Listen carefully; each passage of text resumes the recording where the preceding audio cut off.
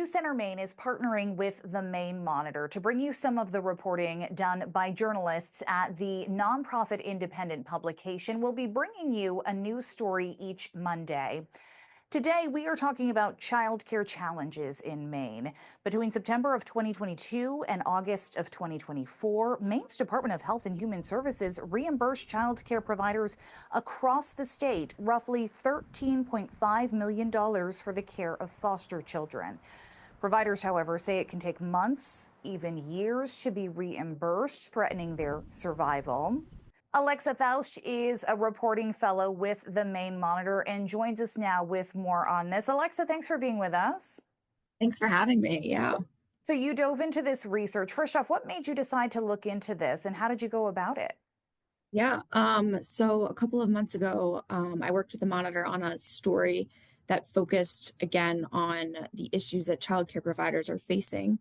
That one focused more on inspection reports, but through that process, I talked to quite a few providers who just mentioned the struggle of staying afloat amid budget cuts and the rising cost of childcare. And something that they had mentioned that I didn't have time to look into at the time was delays in reimbursements from the state for those in their care that are under state custody. So then what I did initially was I FOIA'd, which was a Freedom of Information Act request, with the state to see kind of how much money they had been putting into this issue and how much I can expect the providers to be receiving on their end. And through that, I just started talking to different providers and foster care parents across the state who kind of reiterated the same issue, that they were submitting invoices to the state and not hearing back for months or losing track of the invoices. So it was kind of an interesting process to see that the childcare providers have so much on their plate and they're trying to get these invoices paid and they're operating on such a tight budget, especially the family childcare providers, that these missing payments can really affect them and really add up over time. So the missing payments, obviously a huge factor. Are there any other issues that these providers are facing that the state can help with? I think the biggest thing that the biggest takeaway I would say is that the invoice process is it's flexible. The state has made it very flexible so that providers can either email their invoices or drop it off in person or text it.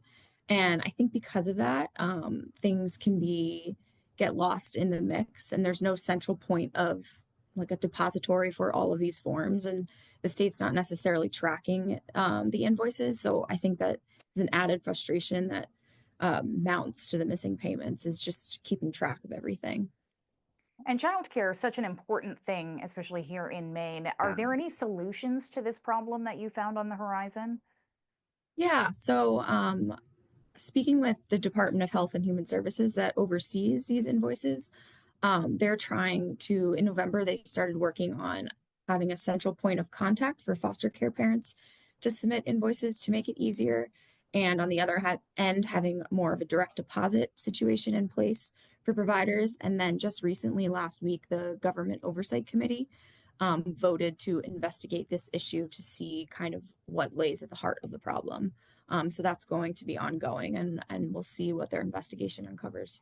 So this is probably a story you'll continue following as well. Yeah, I would like to. Alexa, thank you for joining us. Of course, thank you for having me. And you can read much more at the-maine-monitor.org.